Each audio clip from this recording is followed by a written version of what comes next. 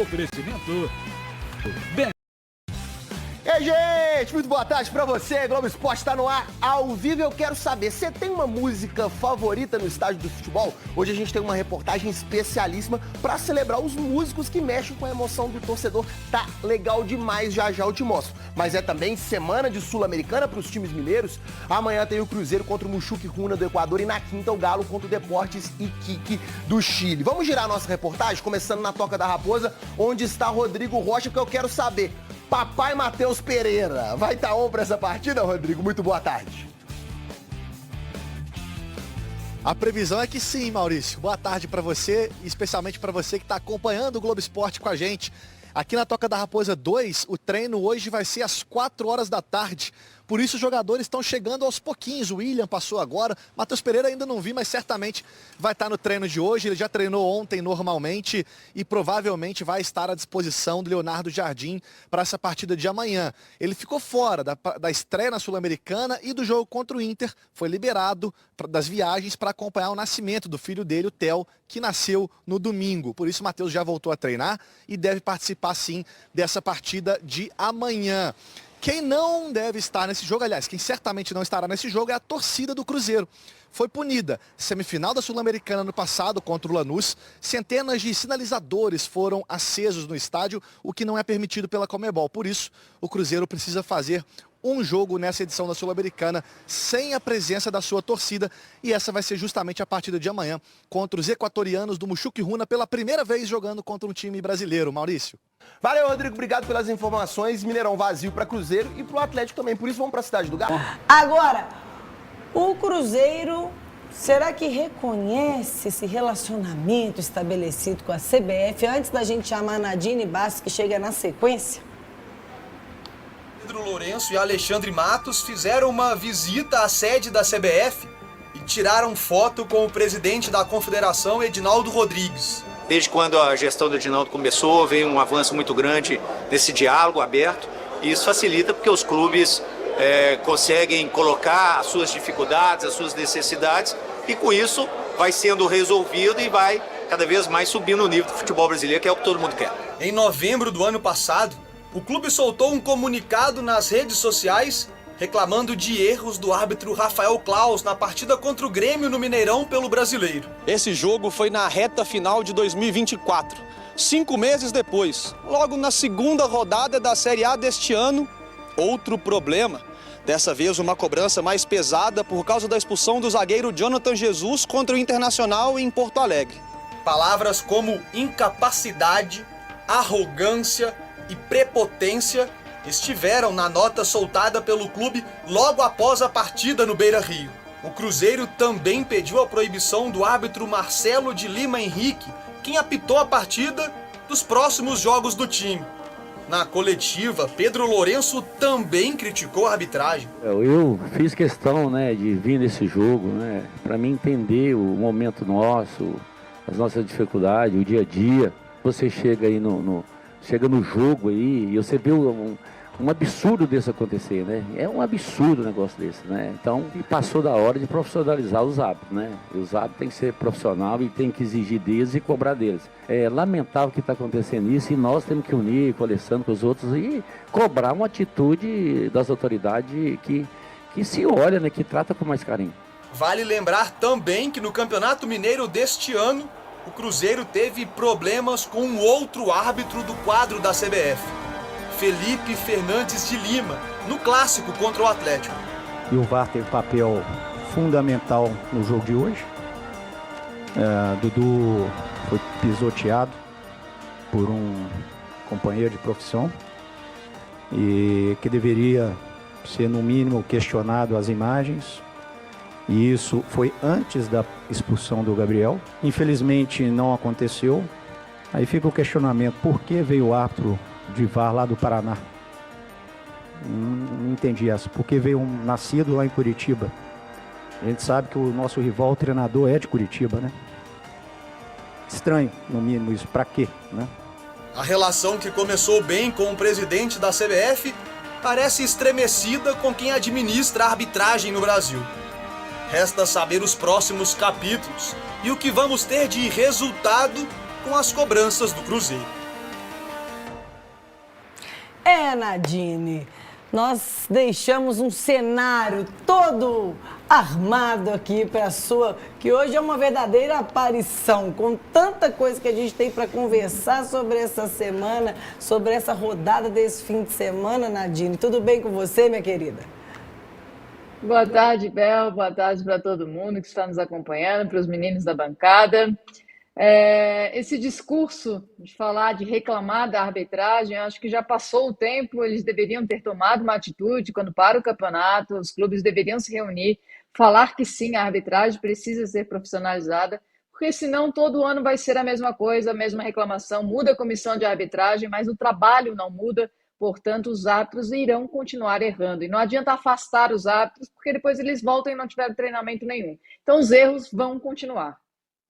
Pra gente começar aquecendo desse jogo do Cruzeiro, antes desse lance que foi a polêmica do final de semana, teve um gol anulado do Cruzeiro. Queria saber se sobre isso há dúvidas, Nadine. É um lance até rápido, difícil para o assistente que não estava na linha de fundo no momento do cruzamento, mas a bola ela saiu por completo, a árbitra de vídeo teve essa imagem, a gente pode perceber que existe um espaço ali entre a bola e a linha de fundo, no espaço do gramado, então quer dizer que a bola realmente saiu por completo, por isso que o gol foi anulado. Para o assistente em campo era muito difícil ele acompanhar a velocidade da bola, ele não estava na linha de fundo, mas pelas imagens do árbitro de vídeo, sim, o gol foi bem anulado. Concordo. Sem discussão, agora sim, Hugão, vamos partir para o próximo lance pós este gol do Cruzeiro, que é a expulsão do Jonathan Jesus, Nadine. É uma expulsão errada, né? Incorreta, porque o Wesley ele faz o giro, tem um contato na perna do Jonathan, mas em momento algum aquele contato é um contato faltoso, é um contato normal de jogo, onde o Jonathan tenta ali também disputar a bola, mas ele acaba tocando levemente na perna do Wesley, que está fazendo o giro e acaba se desequilibrando e caindo. Na minha opinião, não foi falta. Muitas pessoas ficaram na dúvida, mas se fosse falta era para cartão vermelho? Sim, porque ele teria uma oportunidade clara de gol, porque ele ficaria em pé com a posse do domínio da bola, estava de frente para o campo e só tinha um goleiro à sua frente, né, de frente para o gol.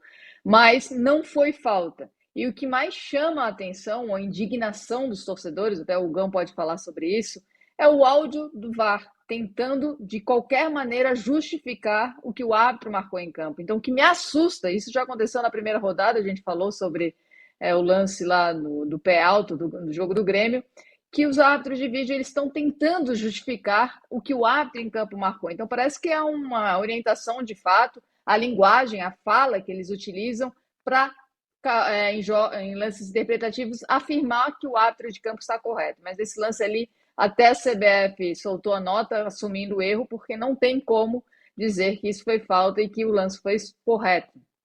Inclusive, Nadine, colocamos esse áudio ontem, a mesma pessoa do pé alto, né, a Daiane Muniz, ela dizendo cartão vermelho muito bem aplicado, ou algo nesse sentido. Falamos sobre ela, inclusive, né, na semana passada, em relação àquele lance com o Grêmio. Chega a ser cômico, né, falar assim, parabéns, você acertou. Eles estão trabalhando, não precisa desses elogios, dessa afirmação. Isso parece que é para convencer alguém que está escutando o áudio, né? Mas, de fato, não tem como... na minha opinião, chega a ser vergonhoso esse tipo de orientação que está sendo passada para a arbitragem e eles, de fato, não estão assistindo futebol. Apenas completando o comentário da Nadine, sobre ela falar sobre a arbitragem ser profissionalizada. Ontem eu fiz um comentário no programa falando que eu já considero a arbitragem no Brasil como, pelo menos em padrão de trabalho, de execução e direitos também, já uma arbitragem profissional. Talvez em estrutura, não. E aí conversei com alguns amigos que são árbitros aqui, e para aqueles que não sabem, muitos árbitros que trabalham na Várzea, aqui em Belo Horizonte, em Minas Gerais, e também no interior de São Paulo, eles são federados e eles são da Federação Mineira de Futebol. Eles têm que passar por um processo também para poder conseguir a sua liberação. A Nadine pode até me corrigir, se não é esse o nome, a licença, alguma coisa nesse sentido. Eles têm que passar por esse processo.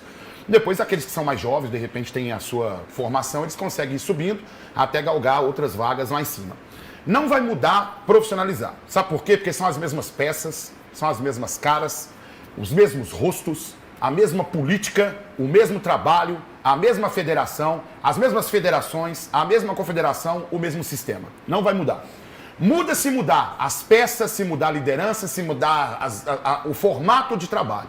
Aí muda. Enquanto for Marcelo de Lima Henrique, enquanto for Rafael Claus, enquanto for Anderson Daronco, enquanto for esses caras, Daiane Muniz, enquanto for essas pessoas, não muda o sistema, não muda a forma de pensar, não muda a leitura de jogo e não muda principalmente o interesse de transformar algo que pode ser muito maior em algo muito melhor. Não tem esse interesse. Então, é dar murro em ponto de faca e não ver mudança. Porque se não muda na estrutura completa e não muda o sistema, não muda a execução e ponto final. E é isso aí.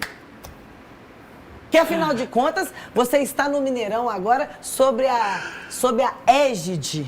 Gostou, Ronaldão? Que isso, da Comebol. Que isso?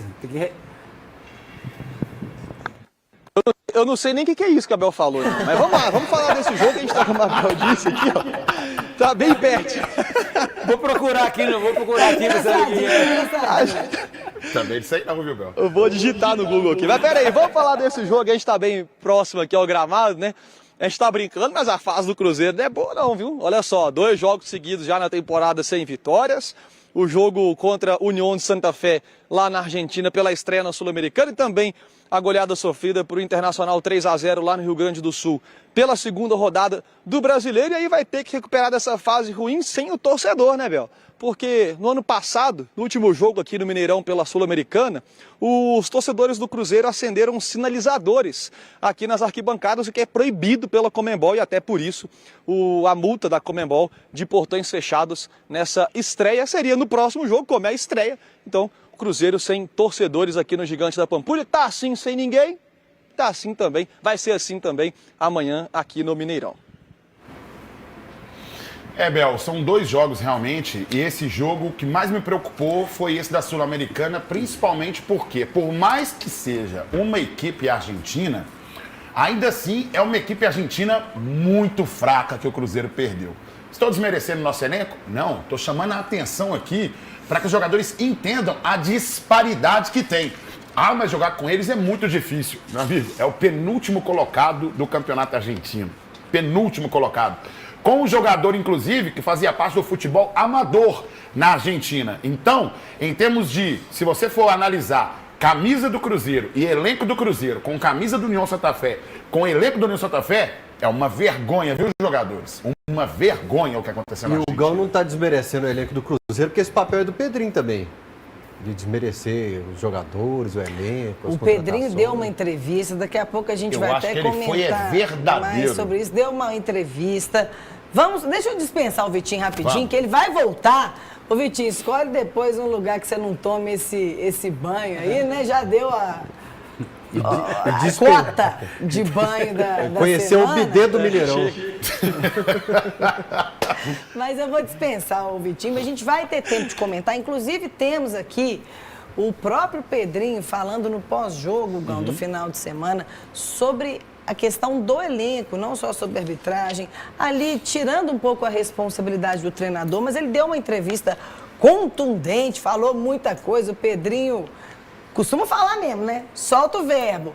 Inclusive questionando, assim, algumas contratações que talvez hoje ele não faria.